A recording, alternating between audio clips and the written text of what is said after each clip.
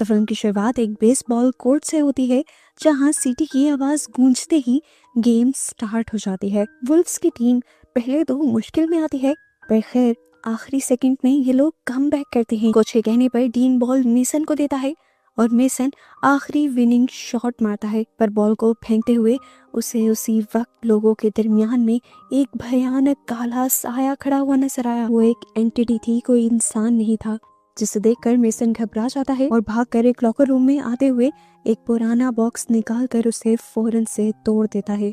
न जाने ये क्या था, पर इसे तोड़कर उसकी घबराहट थोड़ी कम हुई थी। जब बाकी टीम आती है तो उनको सब नॉर्मल लगता है और ये लोग अपने जीतने की खुशी में पार्टी करने लगते हैं। लेकिन बाद में जब मेसन शॉवर ले रहा होता है तो नाली से एक काला धुआं निकलकर उसी भयानक एंटिटी की शक्ल ले लेता है, जिसे उसने बास्केटबॉल कोर्ट में भी देखा था। इस टाइम वो जल रहा था किसी कोयले की तरह। पहले वो हाथ बढ़ाकर मेसन का गला दबाने लगता है और फिर उसके मुंह के अंदर अपना जलता हुआ पंच मारकर उसे जिंदा जला देता है। वो जलते हुए वॉशरूम से बाहर निकल आया था। उसके दोस्त उसे देख रहे थे पर उसे बचा नहीं पाए और वो जिंदा जलकर मारा गया। फिर नेक्स्ट सीन में हम एक नए कैरेक्टर क्रिस को न्यू स्टूडेंट के तौर पर उसी स्कूल में देखते हैं।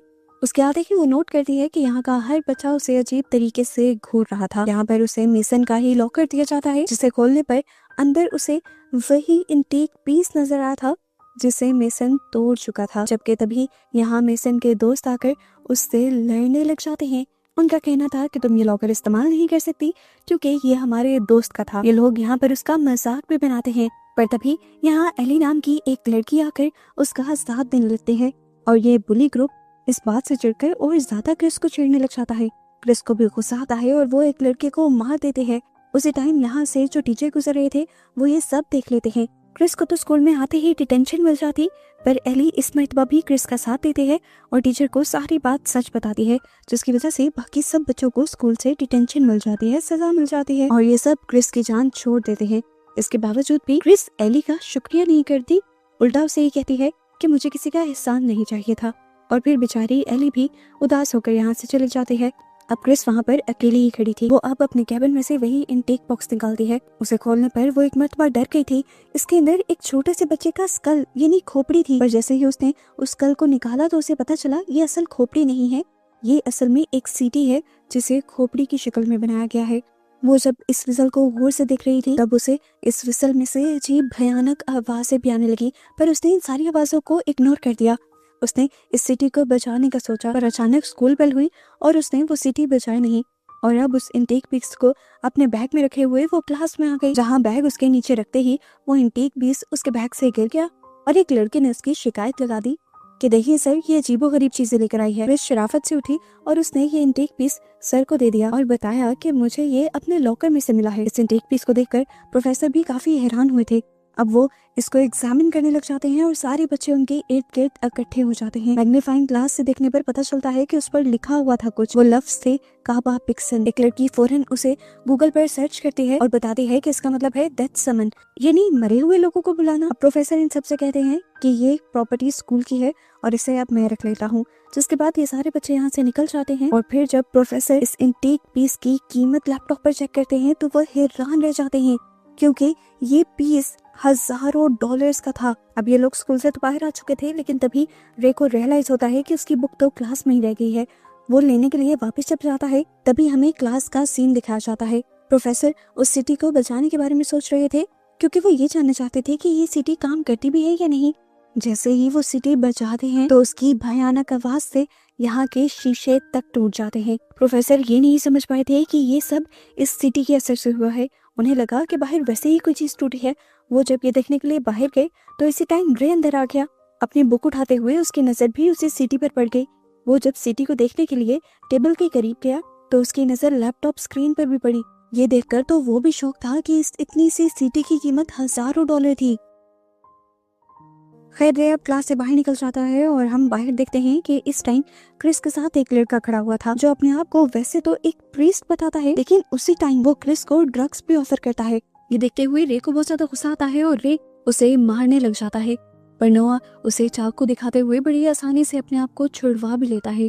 क्रिस अब जब रे से इस लड़के के बारे में पूछती है तो वो बताता है कि सारे बड़े लोगों की नजर में वो एक बहुत अच्छा प्रीस्ट है, पर असल में वो एक ड्रग डीलर है। बच्चों को बाइबल पढ़ाने के नाम पे वो चर्च में लेकर जाता है और वहाँ उन्हें ड्रग करता है। तुम प्लीज इससे बचकर रहना। दूसरी तरफ क्लास के अंदर जब प्रोफेसर वापस आकर उस बॉक्स को खोलते हैं तो उन्हें अंदर वो विसल नहीं मिलती।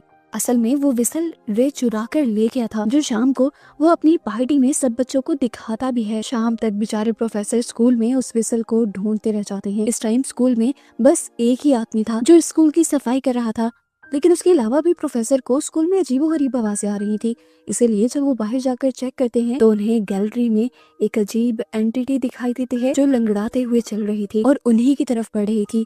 इससे पहले कि प्रोफेसर पहचान पाते कि वो इंसान नहीं है, पीछे से वो पियन आकर उन्हें अपनी तरफ बुलाता है और वापस देखने पर वो एंटिटी वहाँ से गायब हो जाती है। फिर इन चीजों को इग्नोर करते हुए प्रोफेसर वापस क्लासरूम में चले जाते हैं और अब तो उन्हें वो एंटिटी बिल्कुल अपने सामने खड़ी दिखाई दे रही थी। इससे पहले कि वो कुछ भी सोचते या यहाँ से भागते, वो एंटिटी बेदर्दी से उनके सीने को चीरते हुए अपने हाथ उनके सीने के अंदर स्टैब कर देती है और फिर उनके लंग्स को पकड़कर डुबा देती है, जिसकी वजह से प्रोफेसर के मुंह से एक ब्लैक कलर का लिक्विड निकलता है और उनकी वहीं पर बेदर्दी से मौत हो जाती है। दूसरी तरफ अब हमें बच्चों की पार्टी का सीन दिखाया जाता है, जहाँ पर अब ग्रेस के दिमाग में एक अजीब सा आइडिया आता है। अब क्योंकि उसी ने सारी विसल के बारे में सर्च करते हुए प्रोफेसर को बताया था, तो वो कहती है, मुझे पता है ये विसल मुर्दों को जिंदा करने का काम करती है, क्यों ना हम भी ट्राई करें। ये सब एक एडवेंचर ही सही। उसकी बातें सुनकर क्रिस को काफी अजीब लगता है और वो यहाँ से जाने की बात करती है, पर एली उसे यहाँ रोक लेती है और ग्रेस उस विसल को बजा भी देती है। यहाँ पर सबको तो विसल बजने की आवाज आई थी, लेकिन एक लड़के को विसल के बजाय किसी के कदमों की आवाज सुनाई दी थी और वो इस सब से बहुत ज्यादा डर चुका था। उसने जब ये बात सबको बताई तो सबने उसका मजाक बनाया और फिर क्रिस यहाँ से चली गई। अब घर पर क्रिस जब अपने कामों में बिजी थी, तभी अचानक उसे अपने घर के बाहर दरख्त पर कोई खड़ा हुआ नजर आता है। ठीक इसी टाइम पर रेबी उसके कमरे में कॉफी लेकर आता है। क्रिस जब उससे पूछती है, क्या तुम्हें सामने दरख्त पर कोई नजर आ रहा है, और खुद भी मुड़कर देखती है, तो पता चलता है कि वो एंटिटी वहाँ से गायब हो चुकी थी। सीन कट होकर दोबारा हम ग्रेस को उसके घर पर देखते हैं। असाइनमेंट बनाते हुए उसे ऐसा महसूस होता है कि कोई उसके पीछे आ रहा है, पर वो इस सबको इग्नोर कर देती है, ये समझते हुए कि जरूर उसका भाई ही होगा। लेकिन वो थोड़ी डर भी चुकी थी। अब वो यहाँ से अंदर जाने का जब फैसला करती है तो अचानक ही कोई पीछे से उसके मुंह पर टच करता है। वो डर जाती है, पीछे मुड़कर देखती है, वहाँ पर उसका भाई ही था, लेकिन उसका कद इतना बड़ा नहीं था कि वो उसके मुंह पर टच कर सके और वो उससे काफी दूर भी खड़ा हुआ था। लेकिन वो अपने आप को समझाने के लिए दोबारा यही सोचती है कि जरूर उसके भाई ने ही उसे टच किया होगा। लेकिन उसके अंदर जाते ही हम दोबारा उसके पीछे किसी इविल एंटिटी को देखते हैं। खैर, अब अगली सुबह हम इन सब को स्कूल में देखते हैं। स्कूल आकर इन्हें शॉकिंग न्यूज ये मिलती है कि इनके प्रोफेसर मर चुके थे, जिन्हें कल ये बिल्कुल ठीक देख कर गए थे। ये सब लोग मिलकर असेंबली में उनके लिए प्रे करने लगते हैं और तभी एली को अपने सामने वाली चेयर पर बैठी हुई लड़की बहुत ही अजीबोगरीब हरकतें करती हुई दिखाई देती है। उसका सर उल्टी तरफ मुड़ा हुआ था। एली ने पहले तो डर कर अपनी आंखें बंद की और जब इस बात को क्रिस को बताने का सोचा तो देखा कि वो सब उसका वहम था। ये लोग आपस में अपने साथ होने वाली इन छोटी छोटी चीजों को डिस्कस करते हैं, जिस तरह रात को क्रिस का किसी एंटिटी को देखना और अब एली का। तो रे इन सारी चीजों को रिलेट करते हुए कहता है, देखो, हो सकता है कि मेसन विनी जो लड़का मरा था ये विसल उसी की हो और हमें उसी के घर पहुंचा देनी चाहिए। क्या पता किसी मरे हुए इंसान की चीज लेने की वजह से हमारे साथ ये सारे इंसिडेंट हो रहे हो। यही सोचते हुए अब क्रिस और एली मेसन के घर जाते हैं, जहाँ पर उन्हें दरवाजा खुला हुआ मिलता है। अचानक से बहुत ही अजीब से तरीके से मेसन की मॉम इनके सामने आती है और इन्हें लेकर एक इंटेक रूम में चले जाते हैं। यहाँ पर हर चीज इंटेक थी, हर चीज पुरानी थी। अब क्रिस मेसन की मॉम को वो विसल वापस करती है, लेकिन मेसन की मॉम ये लेने से मना कर देती है और कहती है कि ये कभी मेरी थी ही नहीं। वो अब इस विसल के बारे में एक भयानक सच ये बताती हैं कि इस विसल को कोई खरीद नहीं सकता। ये विसल खुद लोगों को ढूंढती है। पहले उसने मेरे मेसन को चुना और अब तुम्हें। क्रिस बताती है, अरे मैंने इसे नहीं बचाया, वो तो हमारी एक क्लास फेलो ने बचाया था। उसे लगता था कि इसे बचाने से मरे हुए लोग आ सकते हैं, क्योंकि उसके ऊपर लिखा हुआ था डेथ समन। तो ये आंटी अब इन्हें इस बात का असल मतलब बताती हैं कि डेथ समन का मतलब किसी मरे हुए को बुलाना नहीं, बल्कि अपनी मौत को खुद बुलाना है। इनकी बातें इन दोनों लड़कियों को अजीब लग रही थी। अब वो आंटी बताती हैं कि हर इंसान की मौत का वक्त तय होता है, पर जो जो इस सीटी की आवाज सुनता है उसका मौत का वक्त पहले आ जाता है। और इससे भी शॉकिंग बात यह है कि मरने वाला उसी उम्र में जाकर मरता है जितनी उम्र में असल में उसका मरना तय था। यानी अगर किसी की मौत 80 साल की उम्र में लिखी हुई थी तो वो इस सीटी को सुनने के बाद एकदम से उतनी ही उम्र का हो जाता, बूढ़ा हो जाता और तभी मरता। अब एली को लगने लगा था कि इन लेडी का तो दिमाग खराब है, पर क्रिस के जहन में इस टाइम मेसन की और उनके प्रोफेसर की मौत चल रही थी, जिनकी वजह अभी तक कोई जान नहीं पाया था। वो उनकी मौत का रीजन देखने के लिए अब हॉस्पिटल चली जाती है और किसी तरह वहाँ के रिकॉर्ड रूम में घुसने में भी कामयाब हो जाती है, जिसके बाद बहुत सी फाइल्स ढूंढने पर उन्हें सबसे पहले मेसन की फाइल मिल जाती है, जहाँ पर उसकी पोस्टमार्टम रिपोर्ट थी और पोस्टमार्टम में साफ लिखा हुआ था कि ये किसी 40 साल के आदमी की डेड बॉडी है। इसका मतलब कि जो कुछ वो लेडी कह रही थी वो सच था। मेसन की मौत अगर 40 साल की उम्र में लिखी हुई थी तो वो उस टाइम एकदम से बूढ़ा होकर 40 साल का ही होकर मरा था। क्रिस अब काफी ज्यादा डर जाती है, घबरा जाती है, क्योंकि वो जानती है कि इस विसल की आवाज उसके साथ साथ उसके सभी दोस्तों ने सुनी है और सबके ऊपर अब खतरा मंडला रहा है। अब क्रिस और एली जैसे ही उस पार्टी में आते हैं जहाँ पर उसके बाकी सारे क्लास फेलोज थे, तभी वहाँ पर एक लड़का उसे रोकने की कोशिश करता है, तो वो गुस्से में उसका नाक ही काट देती है, क्योंकि ये लड़का वही प्रीस्ट था जो सब बच्चों को ड्रग्स देता था। इसके बाद वो आगे बढ़ने की कोशिश करती है ताकि वो अपने सारे क्लास फेलोज को देख सके, लेकिन उसे यहाँ पर ग्रेस कहीं नहीं नजर आती, जबकि ग्रेस को हमें एक मेज में यानी एक भूल भुलैया के अंदर दिखाया जाता है। वैसे ये मेज हॉरर थीम पर रखी गई थी, यानी यहाँ पर सब कुछ डरावना था, लेकिन ग्रेस के सामने तो सच में बहुत कुछ अजीब होने लगा। उसे यहाँ पर एक एंटिटी नजर आई जो बस फिर उसके पीछे ही पड़ गई। ग्रेस ने उससे बचकर भागने की बहुत कोशिश की, पर वो एंटिटी बार बार उसके पीछे आ रही थी। फिर उसने सोचा बस और नहीं, वो इससे लड़ेगी। वो अपने हाथ में पकड़ा हुआ एक हथियार उस एंटिटी को मार देती है, लेकिन उस एंटिटी को कुछ होने के बजाय वो खुद ही बेहोश हो जाती है। होश में आने पर वो भागती है, लेकिन आगे का रास्ता भी बंद था। वो एक छोटी सी टनल से होकर गुजरने की कोशिश कर रही थी, तभी उस एंटिटी ने उसे पांव से पकड़ लिया। जैसे यहाँ हिम्मत नहीं आती, अपनी पूरी ताकत लगाती है और अपनी टांग छुड़वाते हुए इस अजीब सी टनल से आगे निकल आती है। फाइनली ग्रेस उस बेल तक पहुंच गई थी जो गेम को खत्म करने वाली बेल थी। इससे पहले कि वो बेल को बचाती है, ऊपर से लटकती हुई वो बूढ़ी औरत उसके मुंह को पकड़ लेती है और उसके मुंह से जैसे उसकी सारी ताकत को चूसते हुए वो उसे एक ही मिनट में बूढ़ा बना देती है। मरने से पहले ग्रेस मुश्किल से ही उस बेल को पकड़ पाती है और जब डीन यहाँ आता है तो उसकी मरी हुई बॉडी देखकर बहुत ज्यादा डर जाता है, लेकिन जब वो उसकी शक्ल देखता है तो वो पहचान भी नहीं पाता कि ये ग्रेस ही थी। वो अब यहाँ से जा चुका था। उसे अब एली और क्रिस मिलते हैं स्कूल में आकर और उसे सब समझाने की कोशिश करते हैं कि किस तरह इनके ऊपर एक कर्ज है, क्योंकि उन्होंने उस विसल की आवाज सुनी थी, जिसकी वजह से इन्होंने मौत को खुद करीब बुला लिया है और अब ये लोग बूढ़े होकर मरेंगे। ये सारी बातें सुनकर डीन को यकीन नहीं हो रहा था। वो अभी सिर्फ 18 साल का था, कैसे मौत उसके पीछे बढ़ गई थी। अपने आप को ट्राम डाउन करने के लिए वो ड्रग करता है और अपने घर चला जाता है। दूसरी तरफ अब हमें रे को दिखाया जाता है। वो छत पर जब अकेला बैठा हुआ था तो अचानक उसके ऊपर खून की बारिश होने लगी, लेकिन अगले ही पल उसे पता चला कि ये बस उसकी हेलुसिनेशन थी। इन सारी चीजों से इन सबको समझ आ गई थी कि जो कुछ एली और क्रिस कह रहे थे वो सच था। इसीलिए अगले दिन वो सब मिलकर मेसन की मॉम से मिलने के लिए जाते हैं, जिनकी हालत अब बहुत ज्यादा खराब है और वो मरने वाली हैं। वो बताती हैं कि मौत को वापस तो नहीं बेचा जा सकता, पर रास्ता उसका जरूर बदला जा सकता है, यानी मौत किसी और पर ट्रांसफर हो सकती है, कोई और उसे एज अ सैक्रिफाइस ले ले।